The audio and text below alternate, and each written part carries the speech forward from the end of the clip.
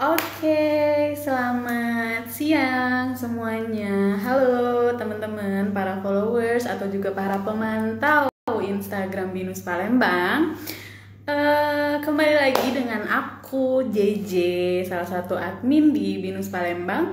Kita hari ini akan melakukan ngobar alias ngobrol bareng.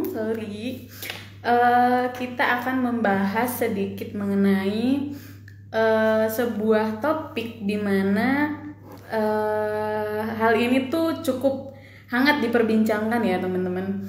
Seperti contohnya adalah teknologi itu akan seperti apa sih nanti di 2 tahun lagi, 5 tahun lagi, atau di 10 tahun lagi. Nah, di sini admin akan mengundang salah satu dosen yang masih muda tentunya dan juga yang sangat profesional dari jurusan Teknik Informatika. Seperti teman-teman tahu, di Binus Online Learning Palembang ini kita punya salah satu jurusannya adalah jurusan Teknik Informatika. Nah, di sini admin akan mengundang Pak Fitra Kasyamarga selaku salah satu dosen dari jurusan tersebut. Di sini kita akan sedikit membahas mengenai teknologi ya teman-teman. Karena kan jurusan Teknik Informatika nggak jauh-jauh dari topik tersebut gitu ya. Di sini kalau misalnya emang teman-teman ada yang mau bertanya atau ada yang mau sharing juga mengenai pengalaman bagaimana kalian selama ini hidup berdampingan dengan teknologi gitu ya. Oke, kita coba langsung Citra.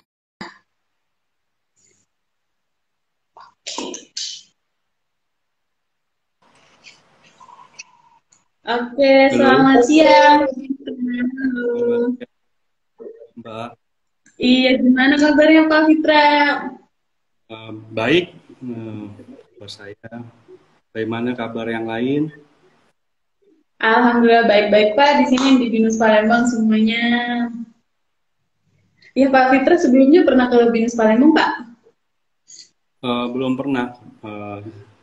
Saya rasa masih baru ya. Saya baru dengar di Palembang sudah ada. Iya. Saya tahu ada di Bandung, di Malang, ada Semarang. Iya, kita khususnya untuk BOL Pak ya. Karena nggak punya gedung fisiknya, jadi mahasiswa yang di Binus Palembang ini gaib-gaib semuanya Pak. Okay. Gitu. Oke, perkenalan singkat Pak mungkin dari Pak Fitra. Ya, perkenalkan, nama saya Fitra, saya dosen BINUS dari tahun 2011 ya. Jadi sudah cukup lama saya mengajar di BINUS. Kebetulan saya sekarang ikut mengajar online ya. Jadi kebetulan saya juga seorang praktisi ya.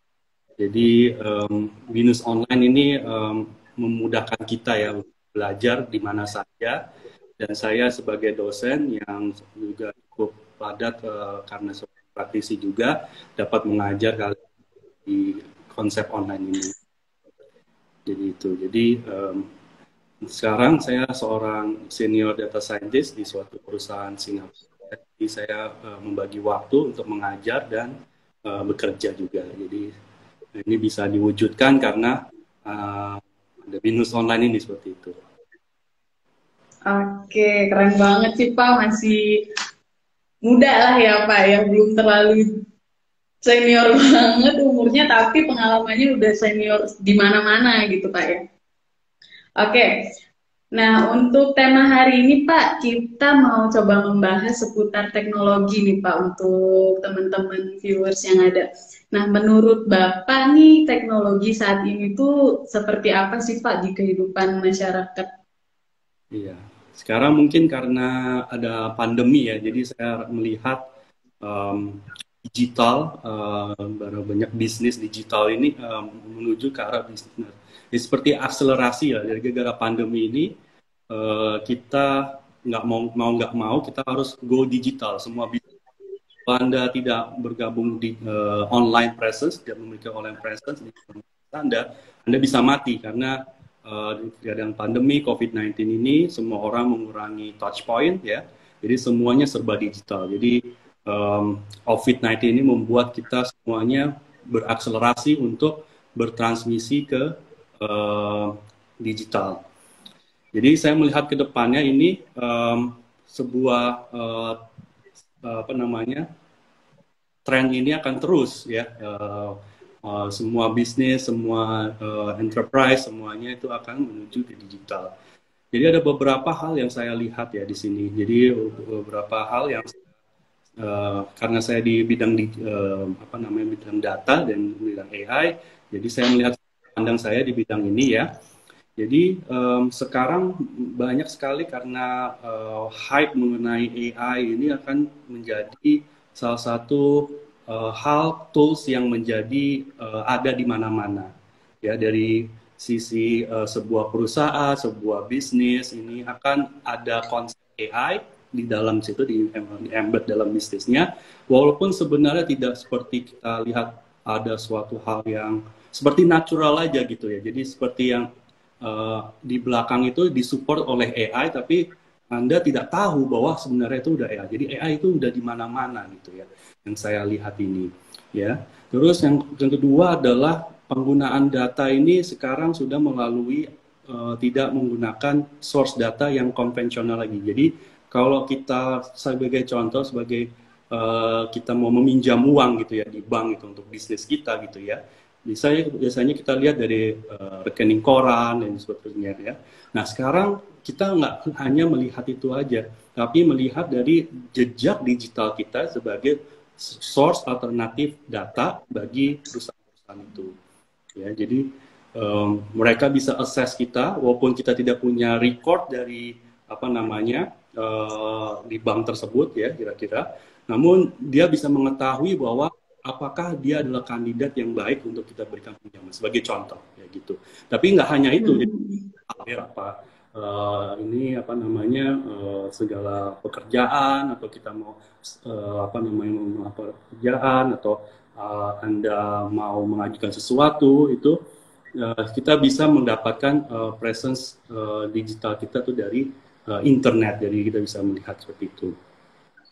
Jadi sebagai seorang apa namanya yang mau mencari profesi ya, saya melihat bahwa teknologi informatika ini sangat berkembang sekali ya. Jadi seperti yang tadi saya bilang, akselerasi ini akan terus trennya terus. Ya, orang sudah terbiasa ya gitu ya, terbiasa karena dia apa namanya gara-gara COVID gitu ya, terus dia sudah terbiasa memesan apa namanya shopping gitu untuk kesehariannya apa groceries ya, dia udah terbiasa menggunakan aplikasi gitu, dan tentu ini akan terus gitu. Oh terasa enak ya, ternyata gampang ya menggunakan aplikasi itu gitu kan. Jadi mereka akan terus keep di situ ya. Jadi trennya seperti itu. Begitu juga kita bekerja gitu ya, kita udah ada apa namanya kerja dari mana aja gitu ya, kita nggak bisa kembali lagi seperti yang normal lagi, di mana harus kerja di kantor. Karena ternyata orang realize, kerja dari rumah ternyata bekerja kok, it works gitu ya. Nggak ada iklan dan productivity ya. Malah beberapa perusahaan malah increase productivity gitu ya. Jadi, remote job Pak ya namanya. Ya, jadi hal-hal seperti itu yang ternyata memaksa kita, tapi menjadi suatu yang menjadi norm di dalam kehidupan kita itu. Nah semuanya itu didukung oleh teknologi informatika semuanya di belakang itu semua. Jadi kira-kira seperti itu. Oke, nah itu kan untuk saat ini ya Pak, semuanya itu terpaksa sepertinya dan terpaksa dilakukan secara digital oleh keadaan seperti COVID-19 ini. Nah, kalau misalnya nih, contohnya sekitar 5 tahun atau 10 tahun ke depan, apakah kata-kata digital ini akan mengganas, itu benar atau tidak ya Pak? Ya tentu ya, seperti saya bilang tadi, tren terus akan berlanjut ya, saya bilang seperti itu. Tren akan terus berlanjut ya. Mungkin sudah tidak ada orang bilang ini sudah digital atau belum, karena emang sudah norm, digital itu menjadi norm gitu ya. Semua emang sudah apa nyatanya sebagai kesehariannya sudah seperti itu gitu. Jadi saya rasa 5 tahun ke depan gitu ya. Ya terus bagi seorang apa namanya praktisi, gitu. Kalau saya lihat dari ketika kita sebagai seorang apa, software engineer, seorang developer, akan produktif kita tuh akan jauh-jauh lebih mudah daripada dibandingkan kita di zaman-zaman dahulu, karena tools-tools mengenai untuk membangun software itu sekarang benar-benar sudah membuat kita mempermudahkan kita, ya. Jadi ada suatu jadi karena ada banyak tools yang menolong kita bisa membuat sesuatu sesuai dengan core dari bisnis yang kita mau buat. Jadi kita hanya fokus di situ. Tools semuanya sudah mempermudah kita. Ya, jadi kita ada suatu fenomenal ya, 2 tahun yang lalu ada namanya GPT-3 ya, terus diimplementasikan oleh GitHub ya, yang membuat Anda membuat coding gitu ya, hanya dengan mengetikkan Anda mau buat apa di dalam komen ya. Jadi di dalam komen Anda bisa tulis, oke, saya mau buat program mengenai menghitung pajak, berkata gitu ya. Otomatis akan dibuat contohnya, ini adalah coding yang ada di dalam internet. Biasa orang codingnya seperti ini, itu sebagai contoh. Jadi hal gitu. Jadi Anda bisa fokus, tools akan sangat mempermudah kita ya. Terus tadi karena kita productivity kita meningkat, jadi solusi-solusi yang kita ingin capaikan di dalam dunia ini akan jadi lebih banyak apa namanya dipublish di dalam ini ya, bisnis baru yang apa namanya solve hal-hal yang belum terjadi, itu akan banyak sekali dan itu akan iterasinya sangat cepat sekali, jadi iterasi sangat cepat. Seperti itu yang saya lihat. Oke, kalau misalnya contoh dari AI yang dari dulu itu benar-benar apa ya, memang sudah ada, tapi tidak banyak orang kenal, lalu pas COVID-19 tiba-tiba langsung semuanya pakai itu contohnya apa ya? Iya, jadi yang saya bilang dari accelerate itu kan gitu. Jadi sebenarnya AI itu gunanya apa sih? Kenapa sih kita ada AI gitu ya? Mungkin pertanyaannya gitu. Jadi saya ingat perkataan dari siapa namanya Eric Schmidt ya, salah satu mantan CEO dari Google. Kenapa sekarang Google AI inisiatif ya? Jadi semua produk semua berinisiatif. Karena dengan menggunakan AI kita bisa men-scale program kita untuk langsung banyak orang dalam satu program. Jadi bayangkan kalau kita buat program, biasa bikin program untuk kita melakukan scale, ada kita lihat oke, target marketnya adalah saya mau di Indonesia, mau di Malaysia, negara gitu ya. Jadi kita bikin program, jadi habis itu di customize berbagai negara gitu. Jadi bayangkan kalau kita mau meng-customize suatu program kita ke banyak orang, ke setiap orang. Setiap individu memiliki experience yang berbeda. Dan hal yang sangat susah sekali kan gitu. Kalau kita buat program menggunakan cara konvensional, if else, berapa if else yang perlu dibuat di situ. Makanya muncullah AI di sini gitu ya. AI akan dapat membuat program kita ya berdasarkan input, berdasarkan yang diberikan input, dia akan menyesuaikan apakah output yang paling cocok buat keadaan ini gitu. Ya, jadi kembali lagi juga ada keadaan COVID-19 gitu ya. Maka karena orang mulai berdigital, kita mau memberikan experience yang besar. Kita mau meng-scale karena produk digital ini dibutuhkan langsung banyak orang gitu. Ya, bagaimana saya bisa mendeliver suatu produk itu dengan secara cepat dan tepat? Ya, tentu dibantu dengan menggunakan AI kan gitu, seperti itu. Jadi kita bayangkan tadi dulu kan kita video conference gitu kan. Video conference ada suatu masalah di mana saya nggak mau lihat background saya di belakang gitu kan. Ya, gimana saya bisa menutup background di belakang? Kalau kita buat program secara konvensional ya dengan menggunakan if else akan sangat banyak if else ya, karena kan kalau orang yang ngadap sini berarti backgroundnya ngadap sana ngikutin gitu kan. Tapi kalau saya buat secara otomatis komputer akan mempelajari sendiri kalau keadaan saya seperti apa, saya akan apply, backgroundnya akan sini dengan menggunakan AI, maka itu bisa dibacakan langsung seluruh orang di dunia sebagai penggunanya. Salah satu contohnya ya, sebagai salah satu contohnya. Ya, seperti itu. Oke, nah ini kan sangat related nih Pak sama jurusan teknik informatika. Betul. Apakah semakin lama jurusan ini akan semakin apa ya, berkembang, dan juga peminatnya untuk tenaga kerja ke depannya itu akan menjadi lebih banyak juga. Iya, betul sekali itu.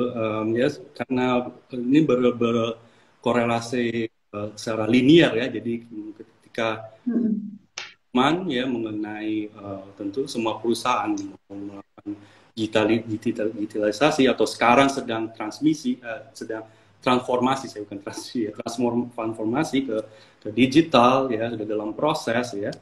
Dan tentu ini membutuhkan talent ya, jadi talent dan kita kekurangan talent di Indonesia ya. Jadi walaupun sudah dengar ada kabar miring ya yang kita dengar beberapa bulan sebelumnya bahwa banyak startup bangkrut ya gitu ya, tapi talent itu bukan, karena real problem ada di lapangan gitu. Kita ingin menyelesaikan problem ini dengan cara yang paling terbaik gitu ya. Dan itu dengan menggunakan pendekatan digital gitu kan gitu. Ya, dan karena itu adalah pendekatan yang dimana kita bisa melakukan sekarang scale secara cepat gitu ya. Nah itu kita membutuhkan banyak talent. Bahkan di dalam perusahaan saya ya, mencari talent itu sangat sulit sekali. Ya, kebetulan saya salah satu hiring manager di perusahaan yang saya bekerja gitu, mencari talent yang baik itu juga cukup sulit ya gitu.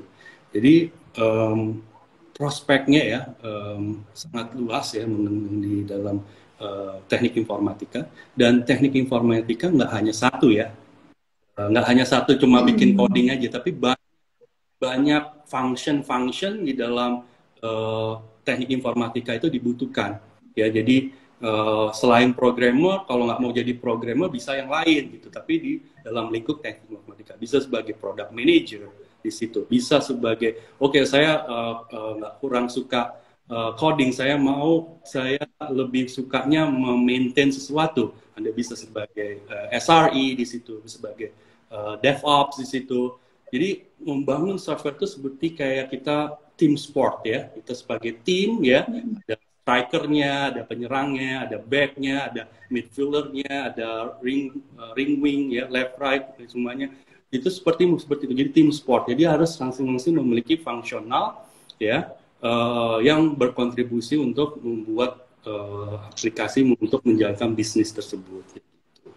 Jadi sangat luas sekali dan bagus prospek. Oke.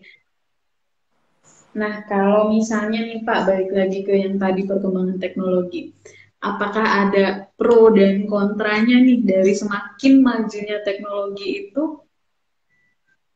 Kira-kira? Ya, ada beberapa kontra ya. Jadi mengenai apa namanya ketika kita serba digital ya, ada tentu serba digital memberikan experience yang terbaik kan gitu. Untuk mendapatkan experience terbaik untuk orang gitu ya, kita harus mengetahui dia dulu kan gitu. Jadi ada kontranya adalah privacy kan gitu. Gimana data saya bisa digunakan secara tepat? Kenapa data saya digunakan? Saya tidak mau data saya digunakan. Jadi regulatory terus kita harus pelajari, dan privacy itu secara etnis juga harus, secara etikal juga harus kita pegang gitu ya. Itu sebagai kontranya. Terus yang kedua adalah mengenai beberapa pekerjaan yang akhirnya yang digantikan ya. Kalau saya sih nggak melihatnya digantikan ya, mau nggak menggunakan digital atau enggak, ketika kita udah menemukan cara yang lebih baik, kita harus berubah menggunakan cara yang lebih baik kan, seperti itu. Ya, jadi maupun kita di bidang apapun gitu, kita harus embrace sebuah perubahan. Saya harus embrace sesuatu cara baru gitu ya. Nah, sekarang dengan transformasi seperti ini ya, kita harus embrace gitu ya. Mau nggak mau kita harus mengikuti jalan. Karena kenapa? Ada apa namanya? Ada apa namanya? Itunya apa namanya? Ada alasannya di balik itu, adalah membuat kita untuk cara lebih baik lagi gitu kan gitu. Tapi terkadang nih hal ini tidak dilihat dari sudut pandang itu, karena mungkin orang sudah terbiasa, udah di dalam comfort zone, nggak mau berubah. Saya udah biasa mengingatkan hal yang monoton gitu kan gitu. Saya ketika mau mempelajari akan sulit, jadi maka ada resistance di situ ya. Kita lihat PNS gitu ya, honorer mau dipangkas semua kan gitu. Kalau secara sudut pandang pemerintah akan menghemat berapa triliun di situ kan gitu, ya kan? Tapi PNS yang cuma tukang nyuruh-nyuruh aja ini menjadi suatu hal yang petaka di situ, karena saya harus belajar pakai sistem untuk yang hal-hal yang dikerjakan honorer itu saya harus menggunakan sistem yang mana saya harus pelajari menggunakan sistemnya kan gitu ya. Nah, itu yang menjadi pro kontra gitu ya, gitu. Ya, jadi saya lihat seperti itu. Jadi dua hal tersebut. Tentu kita lihat dari sudut pandang kalau kita di perusahaan ya, apa yang terbaik buat perusahaan. Baik, kalau kita bekerja sebagai software engineer, kembali pada nilai-nilai norma di dalam adab istiadat dan agama masing-masing mengenai privacy yang tadi yang saya bilang. Apakah etis saya kita lakukan itu? Apakah atau kita balikan sebagai kalau kita yang dilakukan seperti itu, data kita digunakan itu, privacy kita, apakah kita senang atau tidak? Nah, seperti itu. Jadi tentu kita sebagai profesional harus juga terus memegang norma-norma, nilai-nilai masyarakat dan agama. Iya benar, berarti balik lagi ke orangnya ya Pak ya, ke yang pengguna dan juga penciptanya juga mungkin ya dari perusahaan-perusahaan. Iya. Iya, nah kalau misalnya nih sebuah kasus kayak kemarin itu yang apa ya, Facebook dan segala macamnya itu loh Pak, yang ternyata mereka menjual data-data itu tadi ke pihak ketiga. Nah itu apakah salah satu bentuk dari, karena ada beberapa orang yang mengatakan bahwa itu menjadi sebuah kemunduran teknologi karena adanya jual beli data pengguna Facebook dan segala macam. Nah, menurut Bapak mengenai hal itu gimana Pak? Ya, menurut saya sih kembali lagi tadi dengan mengenai norma-norma ya, etis penggunaan data tersebut. Yang menjadi besar ketika Facebook permasalahan tersebut adalah menjadi alat politik ya, alat politik untuk memenangkan salah satu kandidat yang menjadi orang tidak terima gitu, kan gitu. Ya, jadi sekarang maka di Amerika Serikat sendiri itu Facebook sudah menjadi suatu platform yang tidak dipercaya lagi orang. Sekarang udah banyak yang tidak mau mengepost hal-hal yang di dalam Facebook lagi gitu ya. Ya sebenarnya kalau developer sebagai creator gitu kan, tentu ya ini menjadi suatu tantangan lagi ya. Dulu orang mungkin tidak peduli, ignorant mengenai hal-hal tersebut. Karena ada whistleblower mengenai hal tersebut, orang-orang mulai jadi concern, mulai terpikir, oh iya ya kenapa harus data gue harus dipakai buat apa sih? Gue nggak mau data gue pakai. Jadi mulai terpikir hal-hal tersebut kayak gitu, ya. Dan salah satu juga adalah image dalam suatu perusahaan mengenai apakah kita peduli mengenai hal tersebut gitu. Ya, jadi kalau dari sudut pandang kita ya, human rights itu adalah hal yang harus diberikan semua orang. Opsi harus kita selalu diberikan gitu. Jangan kita melihat dari sudut pandang kita gitu, tapi kita harus melihat dari sudut pandang banyak orang gitu ya. Maka dalam hal ini kita harus memiliki punyanya ethical board gitu dengan berbagai berbagai kalangan lah gitu. Jadi di tempat saya ada namanya ethical board ya. Ketika kita buat AI ya, proposalnya ini harus direview mereka apakah data yang digunakan ini enggak bias atau menggunakan hal yang hal-hal yang membuat bias untuk mendiskriminasi orang lain atau etnis atau lain, itu semuanya direview di situ. Dan yang kedua adalah kita memberikan opsi ya, orang harus memiliki complete control mengenai apa yang dia gunakan gitu. Maka kita lihat tren yang sekarang bahwa Google membuka platformnya bahwa orang bisa memilih data yang bisa digunakan oleh Google, dan dia juga memiliki cara untuk menghapus data yang ada di jejak digital yang direkod sama Google ya gitu. Begitu juga Facebook gitu, dia sekarang sudah memberikan banyak opsi privacy seperti itu. Jadi opsi ini harus kita buka, kontrolnya harus kita buka sebesar-besarnya pada user kita untuk mendapatkan trust ya gitu ya.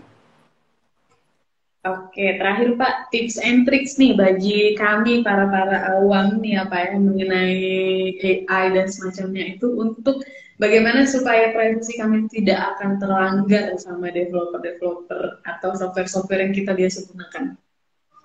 Ya, jadi tentu yang seperti yang saya bilang tadi, kita harus lihat dari sudut pandang banyak orang, jangan dari sudut pandang creator. Tentu kalau creator tentu apa namanya ingin menggunakan datanya sesuka hati kan gitu. Saya kadang-kadang ditambahkan dengan demi perkembangan zaman, demi apa namanya pengembangan software, kadang-kadang hal tersebut kayak gitu.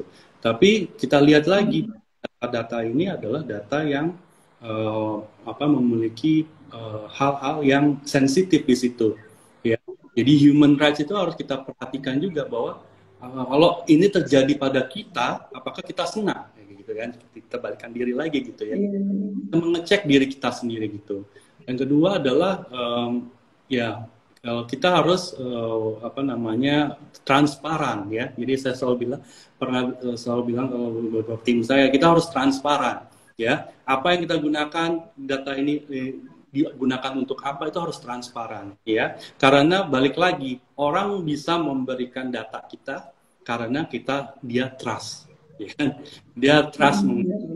Kalau mungkin di sini ada yang pengguna iPhone kan gitu, ketika buka aplikasi ada minta apakah aplikasi boleh men-track kita atau tidak gitu ya. Kalau kita tidak trust sama aplikasinya, tidak tahu dipakai buat apa gitu, pasti kita pilih tidak minta melacak kan gitu. Tapi kalau kita trust aplikasinya, kita tahu digunakan dengan cara baik, maka saya bolehkan dia mengakses karena saya tahu bahwa ternyata dengan dia lakukan itu experience yang diberikan akan baik dan data ini jelas digunakan untuk apa kan gitu. Jadi itu tips and triknya ya. Terus apa ya itu ya kira-kira. Terus yang kedua ya terus kita mengikuti perkembangan zaman. Jadi teknik informatika itu sangat menjanjikan, tapi ada kekurangannya satu, adalah harus mengikuti perkembangan zaman. Dan itu berubah sangat cepat sekali. Ya, kita pelajari satu hal di dalam bulan ini gitu ya. Mungkin bulan depan udah orang berubah pakai cara yang lain. Ya, sama juga dengan mengenai digital ini, karena ini kayak apa ya, new frontier lah gitu ya di dunia digital. Kita nggak tahu bagaimana aturannya menggunakan metaverse kan gitu. Kita nggak tahu aturannya bagaimana kita bertransaksi menggunakan kripto, karena belum pernah ada implementasinya sama sekali.